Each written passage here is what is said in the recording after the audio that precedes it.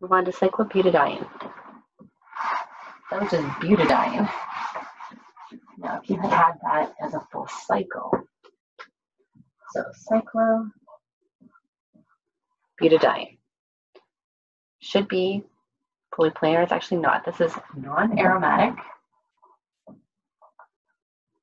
Actually, yeah, it is planar, but non-aromatic are, you have these, you do have the localized pi electrons. They're not delocalized, okay? So the pi electrons are localized, and it's also not very stable. And as such, they were only predicted to exist in 1956, the compounds of these, eta-4 complexes. So actually this guy exists, but actually making a transition metal complex with this, so it would sit on top like a sandwich, so eta-4. They were actually managed to synthesize it in 1959. He made the first one, and the way they went about doing that, draw this out. So starting with this compound here,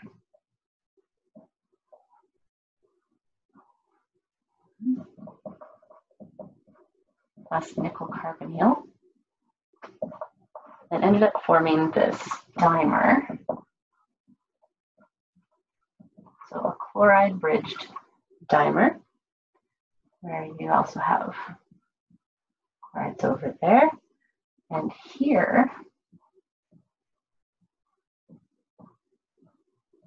So that sits as a sandwich on top. So it's flat, and you have equidistant between all the carbons and the nickel, and then the same thing over on this side here. Okay. After it's complexed to the metal, this becomes fully aromatic. Okay. So now it's aromatic and delocalized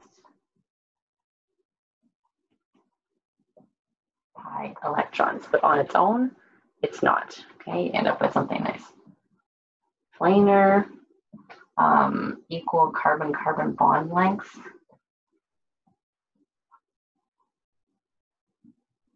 Whereas up here, you really do see 2 short bonds and 2 longer bonds.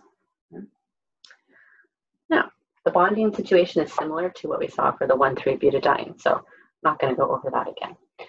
Now, let's move on to the cyclical pi system, the conjugated pi systems. And yeah, I'm going to have to go back to our screenshots. Before I do, I'm just going to talk about benzene a little bit. So you guys know benzene, right? Now, for molecular orbitals of benzene, I don't know if you guys did this in organic, there's a nice way of doing this. You have 1, 2, 3, 4, 5, 6. This is kind of like energy level as you're going up. So you have 1 down here, and this guy is going to be full, full, full, empty, empty, empty. Okay, so we're really just talking about those frontier orbitals. So here's your HOMO. These guys are degenerate. So here's your HOMO. There's the LUMO. Okay, so we're really just talking about the electrons in the pi system here when we're giving this picture. So we'll go and look at that picture to kind of understand what's going on here. Okay, there it is. This is showing you can kind of see the drawing. There's your benzene in the background. It doesn't obviously exist like that. It's just a way of helping you remember what your molecular orbitals are. And so your lowest one, that's when all your phases, everything's up. If you want to think about that. So purely this is an A1 orbital in symmetry. Remember, this has the electrons that can form a bond with metal, right? Say with the metal dz squared, and the metal would sit directly underneath or on top. So you can also now picture, you can have pi bonding, with this guy or this guy with either DXZ and DYZ. So you can have a variety of bonds being created. So remember in this case here, oh, actually we'll go over all the different ETAs that are available to this, but you can see you can go up to 3 sets of electrons being donated, so 6 electrons. Now you can also have back bonding from the metal into one of these pi star orbitals, but we're not going to get into that completely.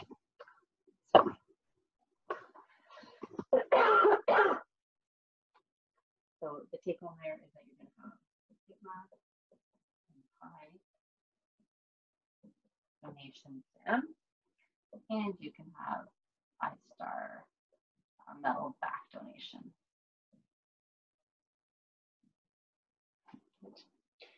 Now, thinking of their possibilities, draw it with all of those bonds in there. If it is bound as such, where all of them are equidistant and it really does sit very flat on top of the metal center, that's going to be eta 6. That's worth 6 electrons when we're talking electron counting. Remember, 2 from each of the pi bonds. But we have a few different things that can happen. This can slip. Okay, so you can end up instead with, it doesn't want to actually bind all of them. What if it just binds 4 instead? It gets a little messy here. But you can have it just slip, so it's just binding 4 of them, so eta 4. And in that case there, you're only having donation from 2 of those pi bonds, so that's 4 electrons. And of course you can also have, this will kind of be flipped a little bit, you can have just eta 2. Okay? And that would be 2 electrons. Now, continue on with these carbon-based ones. Allyl. Now,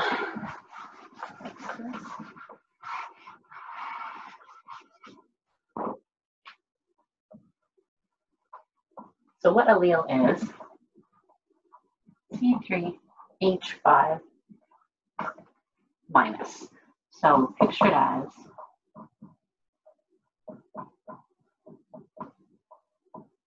okay, yeah, this negative carbon right there. But you can also picture we have resonance, right? So if these electrons come here, bump, bump, bump, you can have the negative bound, just forget that H, over on the other side as well. So what you end up with is really a picture that looks like this, where that negative charge is delocalized throughout the whole thing. So picture you have 3 electrons, and those can, there's 3 atoms, those can sit flat on top of a metal. So you have a couple of different things. You can just have an eta 1 allyl where it's just bound to one end. So metal, CH2, CH2. So that would be an eta 1. And if you think about how many electrons are involved here, this is just like an X ligand is all it is. That would be worth 2 electrons. Okay, depending on what counting method you're using. If you're using the ionic, this is 2 electrons. Now, the other way, I want to think about it, you can have CH2, CH2. So I've drawn it out like this, but of course it's more of a situation like this over here. But you have the 2 possibilities, right? Either binding this way or that way into there, depending on your resonance that's going on. But this will be the eta 3. And if you think about how many electrons are involved, this is an XL ligand, right? So 4 electrons. But really what you're seeing is something like this, okay? Or if you can draw it fancy,